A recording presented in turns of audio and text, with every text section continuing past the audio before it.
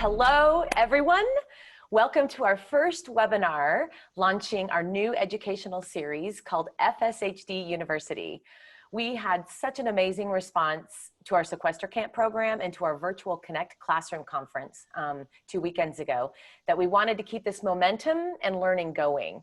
So we've created FSHD University. Initially, we're going to focus on 3 departments, if you will: physical health, mental health, and research, by drawing on the many resourceful and creative people in our community. Over time, we expect to, however, establish new departments to address additional areas where we see there might be a thirst for knowledge. But your input and suggestions are very welcome because this is your university. So visit our website to get access to all of the materials there and see what events are coming up, fshdsociety.org/FSHD University. So today, from our mental health department, we are very fortunate to have Dr. Ora Prilleltensky, who will speak to us about living well with FSHD and thriving in difficult times. June, would you like to give a better introduction of Ora? Well, I will do a very brief introduction. So Dr. Prilleltensky has a doctorate in education, I believe, and she has originally is from Israel, and she was diagnosed many years ago with FSHD, and she moved to the United States and has been in academia as a specialist in the area of, I guess I could call it well-being, and I'm sure she'll make it much more accurate and formal than what I'm doing. But I think I'm fascinated by this because often when we are in the field of disease advocacy and health, people tend to focus on pathology, people tend to focus on what's not working and how to address physical issues, physical disability, physical disease. But over recent years, there's been a kind of a surge in academia and interest in studying what makes for happiness, for well-being, what is well-being, how do we achieve it, how can we help people to achieve it despite whatever obstacles people have, and everybody has obstacles they're facing in life. So, and she brings a perspective to that as someone living with physical disability, but as anyone who's met Ora and her wonderful husband Isaac, they're a very, very happy couple, happy family, and they have much wisdom and advice that I think is of great interest to our community. So without further ado, I would like to turn over the microphone to Dr. Prilleltensky. Thank you so much, June and Beth and Krista. It's a pleasure to be here with you and with everyone. I'll just say, I started out in education many years ago, and I then trained as a counseling psychologist, worked in various settings, but I've been in academia for many years. So my talk is called Living Well with FSH, Thriving in Difficult Times. So I'll be speaking today about well-being, what it is and what we can do to promote it. I'm really excited about this because well-being has been the focus of my academic work in psychology for a good number of years now. But I'm also speaking as one who lives with FSH. Those of you who have met me know that I use a power wheelchair. I've been using a wheelchair for about 17 years now. I also have some respiratory issues, which you may see over the course of the talk. So I'm one of the tribe, and I'm particularly passionate to share with you the work that our research team at the University of Miami has done on well-being. I believe that what we and others have learned about promoting wellness is of relevance to those of us who live with this challenging condition. So well-being is multidimensional. We can think about it as a house with different windows and rooms. Life is rich and consists of many rooms or dimensions, and different rooms add various tones to the house, but they're all part of the same house. They're part of the gestalt. So our research team has identified 6 independent factors that contribute to well-being overall. We call this the ICOPE model with a double P, which stands for interpersonal, community, occupational, physical, psychological, and economic well-being. And I'd like to say just a few words now about each one. Conveniently, I cope begins with I for interpersonal. And this is significant because of the multitude of factors that impact our well-being. None is as important as our relationship with others. We know, for example, from research that people with higher levels of social support are less likely to have heart attacks, are more likely to resist the common cold virus, have lower mortality, they manage stress better, they are more resilient, and so on. But while relationships are the source of our most enduring happiness, they can also be the source of our greatest stress and more profound pain. In addition, lack of social ties and ongoing loneliness are toxic to our health. We know this as well. We already have a loneliness epidemic in our country, which has been made a lot worse by COVID-19 and social distancing. So I really want to make the point that while physical distancing can keep us safe, social distancing is a risk factor that we need to avoid. So we need to remain physically distant, but remain socially connected and reach out to others, not only to get support, but also to provide it. And I think we particularly need to reach out to those in our social circle who are most likely to be lonely and need some support. But because there is an emotional boost in helping others, we can help ourselves at the same time. Now, especially now during the pandemic, it's important to build a sense of community, particularly important now. Sense of community leads to increased mental health. I just want to say that I personally experienced an incredible sense of community at the recent FSH Connect virtual conference just a few weeks ago. I admit that at times some of the science went over my head, but I stuck with it because I found the entire experience exhilarating. And when we join with others to work for positive change or advance a certain cause that we're passionate about, we experience camaraderie that contributes to our own well-being. There's also hard data to support the fact that people who are engaged in their communities, for example, those who volunteer, lead longer, happier lives than those who don't. Now, our occupation has a much greater impact on our well-being than some people realize. Research in psychology has consistently found that people who are employed experience higher well-being than those who are unemployed, and not only due to the loss of wages associated with unemployment. For many of us, what we do is integral to who we are. It's an integral part of our identity. It's how we experience meaning, and contribute to the world. And this is related to the psychological need to matter. To experience mattering, we need to both feel valued by ourselves and by others, and to add value to ourselves, to other people, and to something that we care about. Now, work can be an important arena for sure for experiencing mattering in occupational well-being, but it's not the only arena. I think we need to broaden the scope of what we consider occupational well-being to include other ways of engaging and making a difference. For me personally, work was a major part of my life and my identity. So retiring in my mid-50s due to FSH-related health reasons was particularly difficult and painful. However, I found ways, as many people do, of remaining meaningfully engaged and experiencing occupational well-being, despite the challenges. Now, I am fortunate that I was able to maintain my role on our research team and continue to write and publish, even though I'm no longer drawing a salary. So there are different paths to mattering and experiencing occupational well-being. Now, the importance of physical well-being to our overall well-being is pretty obvious and doesn't require much explanation. And of course, this is an area that those of us with this condition struggle with. A lot of the work that the FSH Society is doing focuses on supporting research that will hopefully result in curing, treating, or halting the progress of the disease. We hope sooner rather than later. And whereas we clearly don't have control over whether we get this disease or not, or whether we have a lighter or more serious manifestation of it, we can have control over other aspects of our health.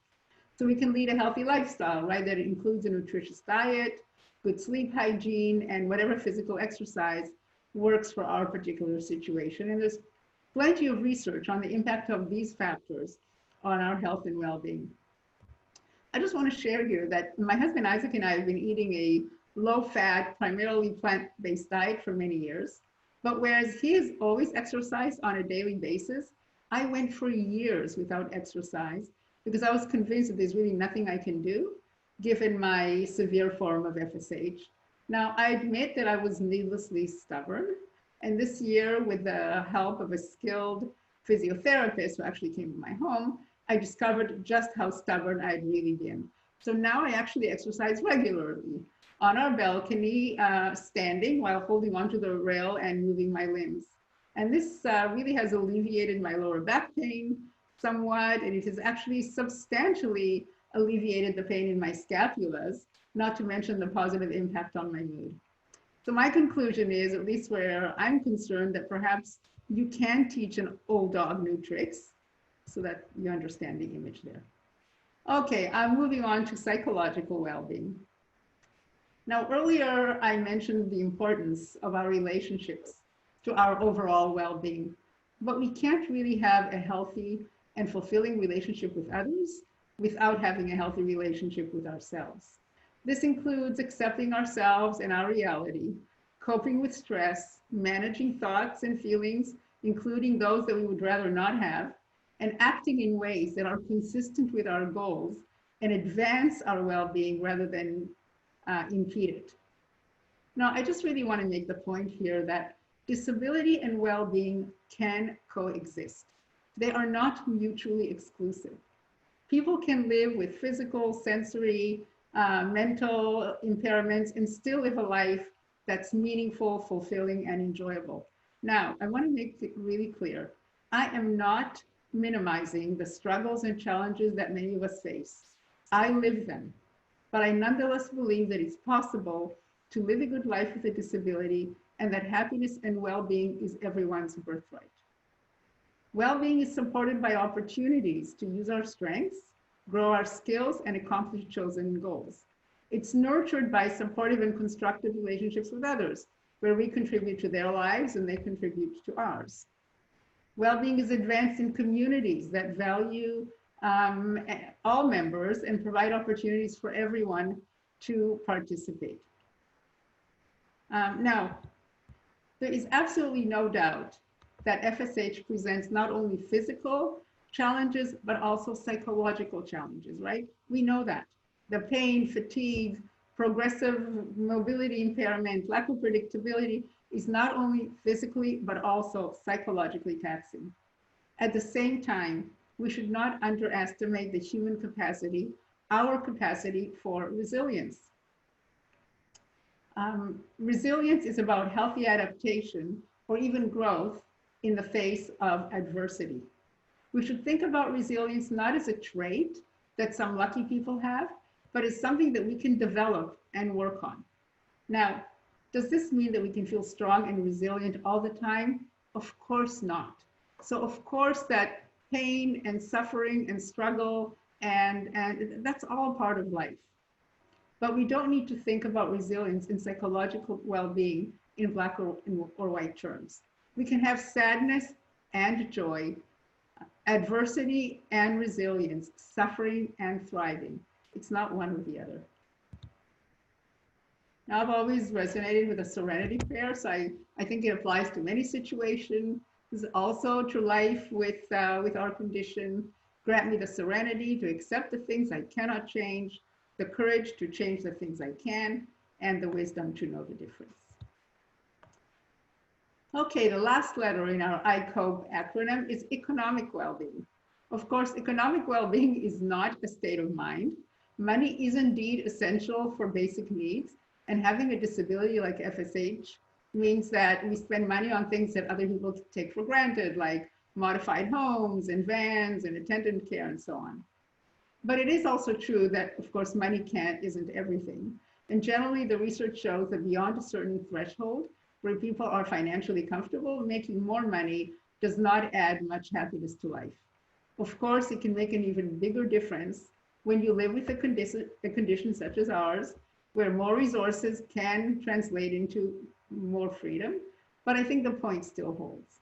We cannot really spend our way to happiness. In fact, people tend to spend the most when they are least happy. There's research on this. How we spend our money is also important. So for example, spending on yourself, especially when you're down, is not as good as spending on others. And spending on experiences such as meaningful family vacations is better than spending just on stuff. Okay, so now I'd like to move on to the second part of how to promote well-being. Improving happiness and well-being requires effort and skill. So I'd like to share with you the online program that our team developed to promote well-being. The intervention is called Fun for Wellness. You can see the URL there on the screen. It's you can go to it. It's completely free. You can use it at any time. You're welcome to try it. The program was evaluated in 2 randomized controlled trials with over 1,000 people overall. We found that compared to the control group, those of the intervention group who used the program showed some improvement in the various domains: interpersonal, physical, psychological, occupational, and community well-being. And they also reported taking more concrete actions to get healthier. There was also reported improvement in self-efficacy, which is actually an important construct in psychology. Self-efficacy is people's beliefs that they can take actions to achieve their goals. Our intervention can be summarized by the somewhat cheesy acronym Bet I Can, which stands for behaviors, emotions, thoughts, interactions, context, awareness, and next steps. These are 7 strategies or drivers of change, as we call them, that work synergistically to promote well-being. Each one of the 7 drivers can be translated into action by 2 skills, which I'll describe in a minute. And this is how our online intervention is also organized around these drivers of change and the various skills. There are videos and reflection exercises and games that you can engage in. So just very briefly, starting with behaviors, to improve your well-being, it's important to actually set goals and create positive habits. This can pertain to any one of the ICOPE domains, to whether your goal is within the interpersonal domain, in the occupational domain, and so on. But you really have to ask yourself, what is your first small step? What is the first small thing that you're going to do? What will you do and how will you do it? Where and when will you do it? There's plenty of research that shows that the more specific your plan is, the more likely you are to achieve your goal. What are some obstacles, some barriers that might get in the way of you acting on your goal? And once you think of barriers, you can come up with a plan for addressing them. It's also important to turn small change in behavior into habits to make it sustainable. So for example, every morning now we get up very early, and every morning after a light breakfast, we head to the balcony to exercise. So now it has become part of an automatic habit for me. I don't even have to think about it. I'm moving to emotions. Now, negative emotions, as we know, they're just an inevitable part of life, right? We often deal with challenges and it's just how people respond. We have some negative emotions. So we can't really escape those emotions. But what we can do is learn to make room for them and accept them without judgment, which is really what mindfulness is about. Ironically, when we make room for these emotions, we are less likely to dwell on them and reinforce them. We are also less likely to try to soothe our pain by engaging in unhealthy behaviors such as heavy drinking or overeating. But in addition to managing negative emotions, there's much we can do to cultivate positive emotions. Things like appreciating the good things in life and expressing gratitude, spending time on hobbies, interests, and activities that make us happy, doing acts of kindness, nurturing good relationships with others. There are various activities that you can engage in. We have actually many of them in the app that you can try in order to cultivate positivity. I'm moving on to thoughts. because how we think and what we say to ourselves impacts how we feel and what we do. We often take our thoughts and our assumptions at face value and see them as an accurate representation of reality. But thoughts are just thoughts. And our assumptions and conclusions about ourselves, about other people, about the situation we are in, is not always accurate. So this is about challenging unhelpful assumptions or changing our relationship with those assumptions. Just because a thought pops into your head does not necessarily make it true. We can also learn to let go of narratives, stories about ourselves that don't serve us well, and create healthier stories about ourselves and about our lives.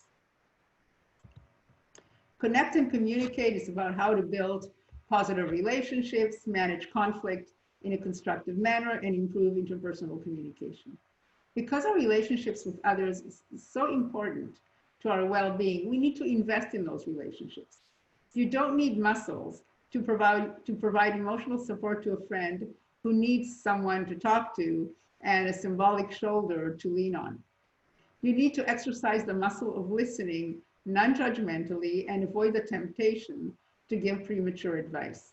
So there are many different ways of building thriving relationships and improving communication skills. I just want to share a beautiful story that I heard from a woman with FSH. She mentioned that because she can't do many physical things, she does as many non-physical tasks around the house as possible, like paying the bills and doing the taxes, things like that. And that her husband often comments on how helpful that is because he really doesn't like doing those things. And this is a beautiful example of relational well-being, a reinforcing virtuous cycle of positivity. So many different ways of building healthy interactions. Now, context is about how to read the cues and change the cues in our environment. It's a reminder that we don't behave in the same way in different contexts. Our environment has a huge impact on our behavior. So we need to help ourselves by removing triggers that cue problem behavior and introducing triggers that cue desired behavior, right? We can't just rely on willpower. We have to change our environment so it helps us behave in ways that, that promote our well-being. Many bad habits, as we know, are very rewarding in the short term, but not so good in the long term. So we need to help ourselves do the things that are going to serve our long-term goals.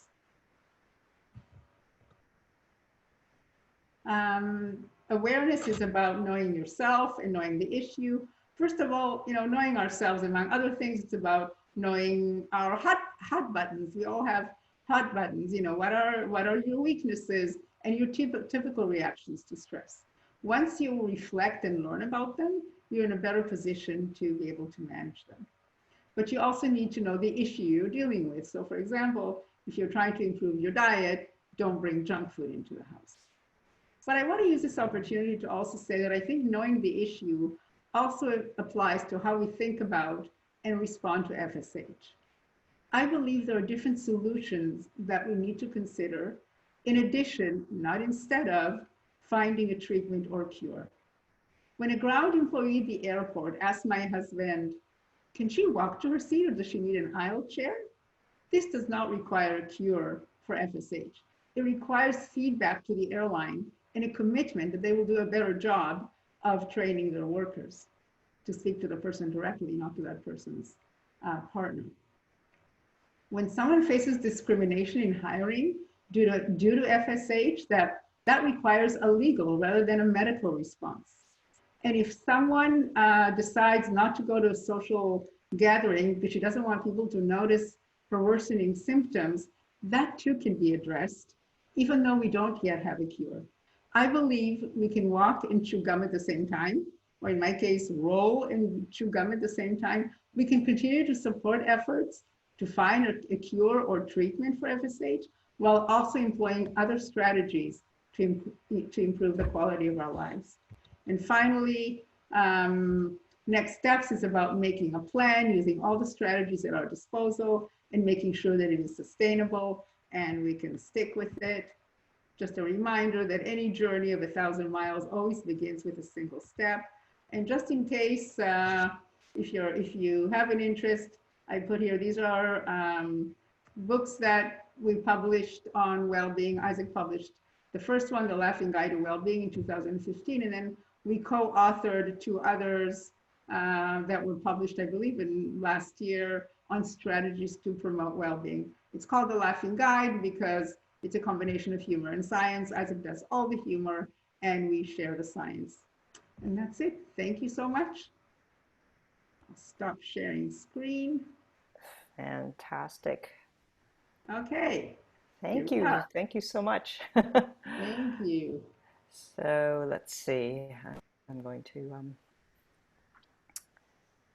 So in the audience, you can all, if you want, post questions for Dr. Prilleltensky in the Q&A area. And I had a few that occurred to me while you were speaking. So actually, let me put on my camera so I'm not just, okay, there we go. So you mentioned occupation as an important source of well-being, and that it doesn't necessarily have to be a formal or even paying job. So when you think about some of the challenges that people in the FSHD community face, I mean, what are things that can be occupations that people should be considering, maybe broadening their horizons and what they'll consider? Yeah, when I think about occupations, again, we're used to think about it as a narrow thing, as a thing that of drawing a salary, but of course it doesn't have to be. There are different situations. I think it's whether it's connecting to a passion.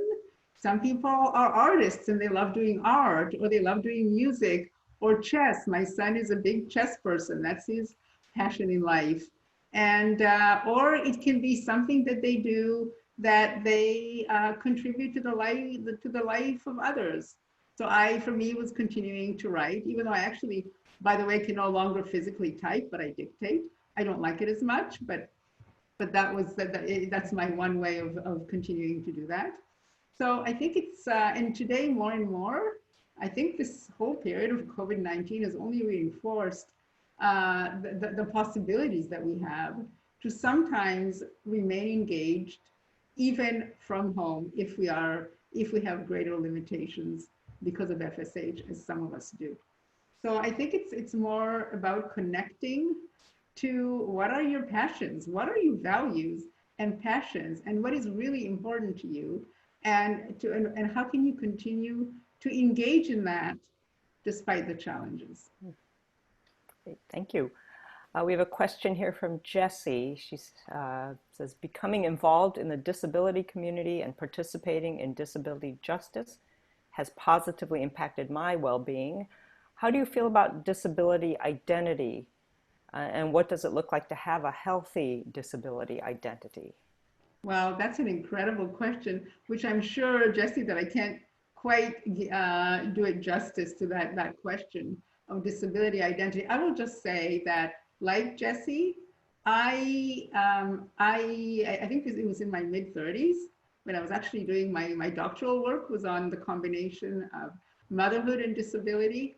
And that's when I first became aware of disability justice and the disability rights movement and different ways of viewing it, which really broadened my perspective so much and really contributed to a great deal to my well-being. And there's a lot of writing today actually on exactly on that same thing. How can people have a healthy disability identity? And I think it would be different for every single person.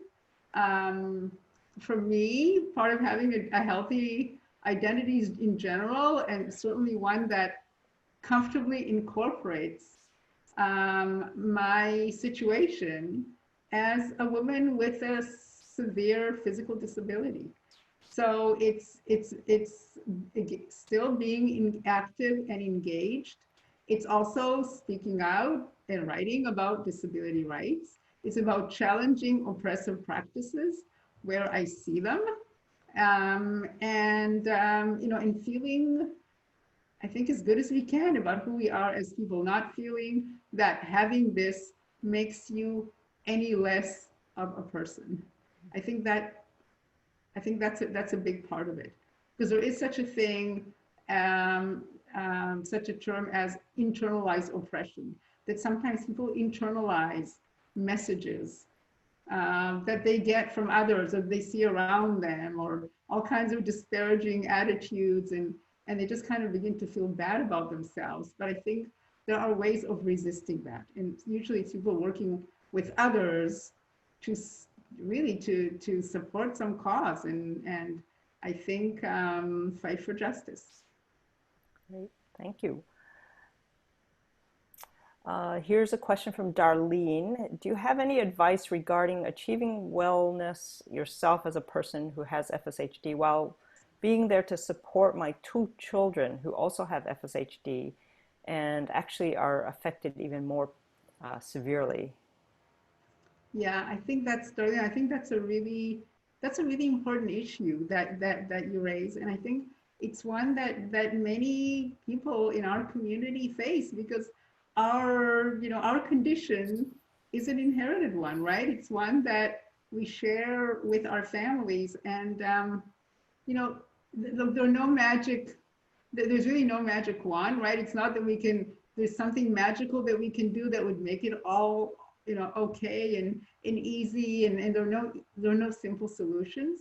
But I think for me, an important kind of knowledge or an important belief that I have is that life can be challenging, and it can be difficult at times, and it is still wonderful, and it can be good, and you can have, I really truly believe that, and I think that's an important message to give kids. You can have a good, productive, satisfying life with a disability. It's not necessarily easy. There are things that you need to do and stand up for, but there's a way to, those things can coexist. And of course, there's always, we know that there is a lot of work and a lot of progress, and we hope that there will be treatment, cure, or whatever. But I really believe in how we live our lives the best we can and how we can contribute to others. I think with the situation with within families, I see a lot of people, parents, who feel deep guilt about having passed on FSHD to their child. And you could say at some level it's irrational. They didn't know. A lot of them, in many cases, didn't know they had FSHD at the time they had children. Or they felt their situation was mild and they didn't realize that in a child it could be much more severe. But that's one type of, I suppose, negative ideation that can be very debilitating. So what are some maybe methods or approaches to help people get out of that guilt track? I think almost by definition, I think parents, let's just face it, as parents, I'm a parent. We have a 33-year-old adult son who's married, and parents often feel guilty. We all parents have things to feel guilty about, right? Part of it is just an unavoidable part of being a parent, but of course, it doesn't minimize the greater issue of dealing with this. Look, I believe in, I think especially with adult children, and having honest conversations, and saying that what can we do to help you lead as good a life, a good enriched life, as good a life as you can. So I think we need to deal with this either because people didn't know or because they made certain choices. That does not mean that a life is going to be an unworthy life or an unhappy life.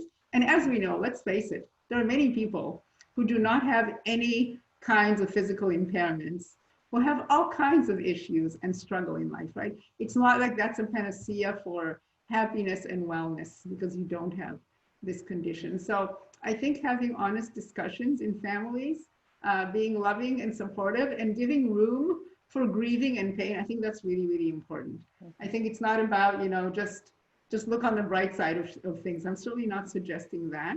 I think we give room for pain and struggle, and we give the message that we are here to listen and help, I think there's a huge benefit to connecting with others with this condition, and also with others in the disability community, even across disabilities. Many people have been really empowered by getting involved in disability rights, in our disability rights movement, and understanding cross-disability issues. So I think that can be very helpful as well. I wonder, just a thought too, and I may be completely off base on this, but I think sometimes guilt is an emotion that has nowhere to go. It's just a burden, but it may be that it's really stemming from other things like fear, that you're guilty because you're fearful about what the future could hold for your child. And fear feels like something that you can do something about, because there might be specific reasons you're feeling that fear, and then that might be something that you can address. I'm just wondering what you think of that. Yeah. Yes. Now, again, part of it is just accepting it. That some of it, even if you may have fear. Fear is like, or certainly anxiety, in a sense, is like these emotions. That part of it is making room for them. And I don't know that there's any way to really escape. If you have a child growing up with this, and you're wondering how things will progress. Yeah, it's a situation that's going to be difficult at times. But I think it's kind of making room for that as well, for that kind of emotion, doing the best you can to, whether it's advice or, for example, I believe that children, I'm just going to use my example for a minute.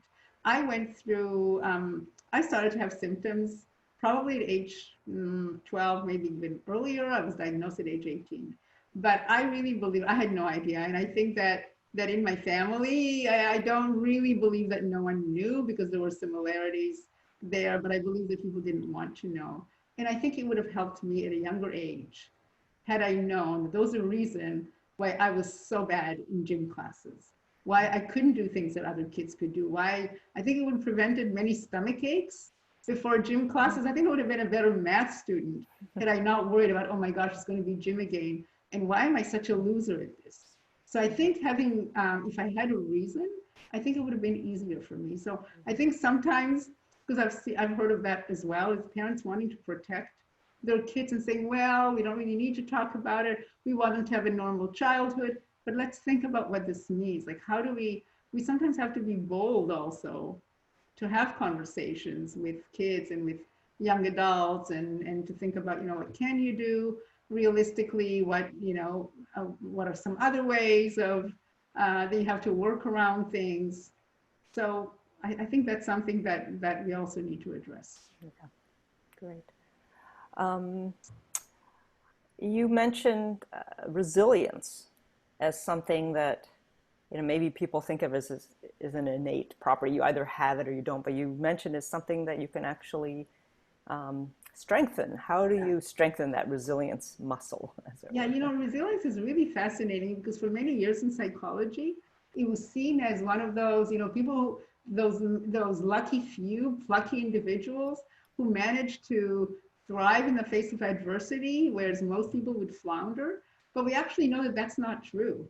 And that resilience is one way to refer to it. One of the big resilience researchers says that it's really more of an ordinary magic, she referred to this, that many people actually are quite resilient. I think if you look around at members of our community, and I've met many of them, there are many, many resilient people who do the best they can to live, to live a productive life and remain engaged. And so really the resilience is about things that we can do to promote well-being, to engage in interests and passions, and contribute to the lives of others, and continue to learn and grow and develop thriving relationships. I think that there are many ways that of leading a good life and taking resilient steps. And we also know that there's such a thing that's called post-traumatic growth, for example, or benefit finding. All these things in psychology,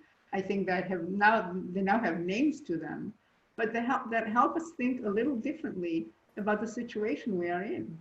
I think we have a lot to contribute I think people have a lot to learn from those of us who live with this and other conditions, who've actually learned to solve problems, to overcome difficulties, to be patient, be more patient in a situation such as the one we're currently in. I often think, everybody's talking about how terrible it is that you can't. Of course, people are truly suffering and are losing jobs in healthcare, so I'm not minimizing in any way. But some people are also, wondering, how can you not go to restaurants and bars? And well, some of us know what it's, some of us have found other ways of leading a meaningful, interesting life with a bunch of restrictions. We have things that we can offer people about how to cope in different situations.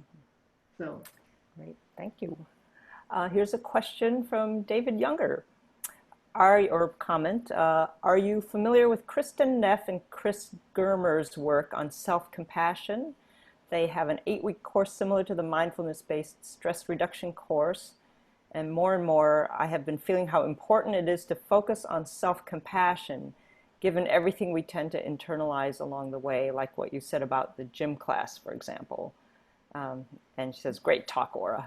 Such an important topic. Thank you, David. David is a psychologist, and we were actually just in a Zoom call the other day. And thank you for that question. So I'm a huge fan of self-compassion. I didn't mention it because I knew there would be no time, but we certainly write about it in the books, and I'm not sure if it's on the online intervention. I practice self-compassion. I think it's a great strategy. I think it's very promising for individuals with chronic conditions. And I actually attended a 2-day workshop with Kristen Neff and Chris Germer, and I mentioned this to them, that I think this could be really powerful, a powerful tool for working with people with disabilities. I found it hugely helpful. I actually practice it on a daily basis. Oh, that's great. We should have another webinar on that sometime. So you mentioned the importance of setting goals, and I think that's really key. And I also think maybe a lot of people never get out, they don't know how to define a goal. And that it might be helpful to, talk about what are some examples of the kinds of goals that are productive. Yeah, that's a great question. And yes, it's hard to talk about these things without getting specific. So I'm actually, sometimes goals are simpler, like if you want to improve a diet or exercise, the example that I gave. But let's take something broader. Let's say that someone has a goal in the interpersonal domain of working to improve a relationship, which is a kind of a broader goal, right? I want to have a more fulfilling relationship with a partner, for example, which is a broader goal. You still have to find one small thing, one small bite that you can chew, that you could start with. So it could be someone saying, okay, so at the end of the workday or at the end of the day, we're going to take 15 minutes to just sit down and, I don't know, have a glass of wine or a cup of coffee or whatever, and just talk about what our day has been. Or we're going to schedule a date night once a week when we can go out again, out of the house. And so it's something specific that you can, something very specific that you can set and track and see how it's going. And then, and then you can build on that. So you start with one thing at a time. I know that when I was trying to write, but kind of dragging my feet, and we were working on books, and Isaac was already done with his parts, and so finally I had to say, okay, so I'm starting with, I'm starting at a certain time of the day, and I'm just, no matter what, I'm going to work for 30 minutes before I do anything else. And that made a big difference. Just starting my stopwatch, and I'm not 30 minutes right at 9 a.m. and I can't do anything else, not check email or do anything else before I do that, already made a big difference. Mm-hmm. So these are examples of small achievable goals mm-hmm. that you can expand and work on. There's a whole science of self-change, which is actually very, can be very helpful. Mm-hmm. Great. Here's a comment from Eduardo Silveira, who lives in Brazil, I know. He says, I have been fighting FSHD for 27 years, always with a lot of physical exercise daily. and hope, resilience, and optimism. Keeping mental health balanced is also extremely important, as there are days when I am weaker, but others I'm feeling very well. And I think that was mostly a supportive comment from Eduardo. I wanted to pick up on what you were saying about your experience with exercise, because I'm always, of course, excited to hear when people find that it really is a positive benefit. And if you can reflect a bit on what made you so resistant to it for all this time, and what made you change your mind, and if there's somebody in your similar situation, how can they overcome their own, whatever, the skepticism about exercise? Yeah, yeah, and yeah, absolutely. I think I can certainly speak to the path that I was on, and I think for a long time, in my younger years, I was just so busy in just trying to, lead a life, working and studying and parenting and all those things at the same time. And I thought, okay, I just operate from the neck up basically. And I just, so my wheelchair is a way of getting me around when I started to use it. And I just don't think much about that, and that's it. And I think that was really misguided to some extent. I think it was my way of trying to deal with that part of me that was just difficult. And so I just basically ignored it and thinking, well, I just really can't do this. And then then a physiotherapist told me some years ago, look, if you stop, because I can still walk a little bit with a walker with somebody right behind me in case I fall. And she said, Ora, you must start to walk again. So I basically stopped because I couldn't really go anywhere because I can't get up from chairs. So I just kind of gave up. It was just more for the exercise that you need to do this. So I started walking just, a few minutes a day with a walker, with someone there, and that kind of, and then this year it was, I don't know, it was a friend also that pushed me. She said, look, this is really making a difference for me, and blah, blah, blah, blah, blah. And so I thought, well, maybe the physiotherapist comes to my house and I don't have to go somewhere and have somebody go with me, and it's too complicated. And it was good, and it felt good, and she was fabulous. And I feel the difference. I feel the difference in just gives me more energy, and really, so it really caused me to see how stubborn I've been. So I think sometimes let's hold our assumptions. I talked before about some faulty assumptions that we have. We believe what we believe sometimes, and we need to just hold them a little more lightly and say, well, maybe there's another way of looking at this. Great. Well, I think Eduardo agrees with you. He says he does a lot of strength exercise every day, and he always feels very good. Yoga and Pilates are very good. And if he doesn't do his exercise, he feels weaker the next day. So that's interesting. Yeah. Okay, there is a comment here from Jessie. She says, I have been living with FSHD for 25 years and use a full power wheelchair full-time now.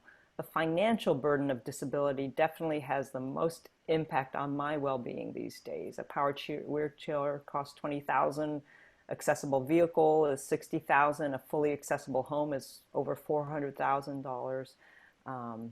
I think she's just sharing the magnitude of the challenge there for finances. Can I just comment on this, June? Because I think this is really important. I think that this is where, this is, I think, another indication that it's not just what's in our body. It's not just about the actual disease process. It's also about all these other things. It is very true. And, so in that respect, I know that, I have very good insurance. So I still get long-term disability from work.